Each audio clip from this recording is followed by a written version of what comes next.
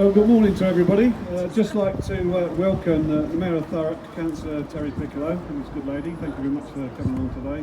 The Chief Executive Officer, Lynn Carpenter, her representative, the Deputy Mayor, Leader of the Council, Councillor Rob Gledhill's representative, the MP for Thurrock, Jackie Doyle-Price's representative, Mark Cockshaw, and of course our Padre, Reverend Canon Darren Barlow. And ladies and gentlemen, thanks very much for attending this 75th anniversary of the D-Day landings and the Battle of Monte Cassino event. During the Second World War, there was a number of people from the Grays area who are commemorated on the memorial behind me, including 51 names on the memorial. Firstly then, the Normandy landings were the landing operations on Tuesday the 6th of June 1944 of the Allied invasion of Normandy in Operation Overlord during World War II. Codenamed Operation Neptune and often referred to as D-Day, it was the largest seaborne invasion in history.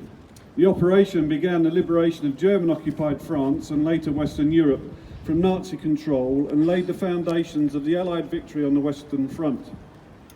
The weather on D-Day was far from ideal, and had the operation had to be delayed 24 hours. A further postponement would have meant a delay of at least 2 weeks, as the invasion planners had requirements for the phase of the moon, the tides and the time of day that meant only a few days each month were deemed suitable. The amphibious landings were preceded by extensive aerial and naval bombardment and an airborne assault. The landing of 24,000 US, British and Canadian airborne troops shortly after midnight. Allied infantry and armoured divisions began landing on the coast of France at 0630 hours. That's 6:30 in the morning for the civilians. The target 50-mile stretch of the Normandy coast was divided into 5 sectors: Utah, Omaha, Gold, Juno and Sword. The Americans at Utah and Omaha, the British at Sword and Gold, and the Canadians at Juno.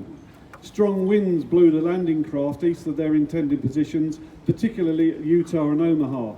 The men landed under heavy fire from gun emplacements overlooking the beaches, and the shore was mined and covered with obstacles such as wooden stakes, metal tripods and barbed wire, making the work of the beach clearing teams difficult and dangerous. Casualties were heaviest at Omaha, with its high cliffs. At Gold, Juno and Sword, several fortified towns were cleared in house-to-house fighting, and 2 major gun emplacements at Gold were disabled using specialised tanks.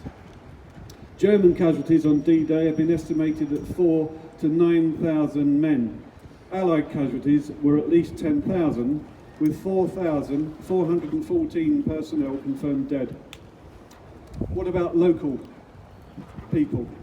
The Essex Regiment. The battalion received large drafts of men to bring it up to strength and began training intensively before the Allied invasion of France. The battalion and brigade landed on Gold Beach on D-Day, 6th of June 1944, from roughly 1 p.m. and immediately set off inland. They fought through the battle for Caen, serving again with the 50th Division and briefly with 59 Division. The 147th Essex Yeomanry Regiment, Royal Horse Artillery. The new regiment landed on the beaches of Normandy on D-Day 1944. It was equipped with Sexton self-propelled 25-pounder guns and fought with the British 8th Armoured Brigade as a spearhead unit through France, Belgium, the Netherlands and into Germany. On to the Battle of Monte Cassino, which was a costly series of 4 assaults by the Allies against the winter line held in Italy, held by the Axis forces during the Italian campaign of World War II. The intention was a breakthrough to Rome. Repeatedly pinpoint artillery attacks on Allied assault troops caused the leaders to conclude the abbey was being used by the Germans as an observation post. On the 15th of February, American bombers dropped 1,400 tons of high explosives, creating widespread damage. The raid failed to achieve its objective, as German paratroopers then occupied the rubble and established excellent defensive positions amid the ruins. Between the 17th of January and 18th of May, Monte Cassino and the Gustav defences were assaulted 4 times by Allied troops. On 18th of May, a Polish flag, followed by the Union Jack, were raised over the ruins. The German defenders were finally driven from their positions, but at a high cost. The capture of Monte Cassino resulted in 55,000 Allied casualties, with German losses being far fewer, estimated at around 20,000 killed and wounded.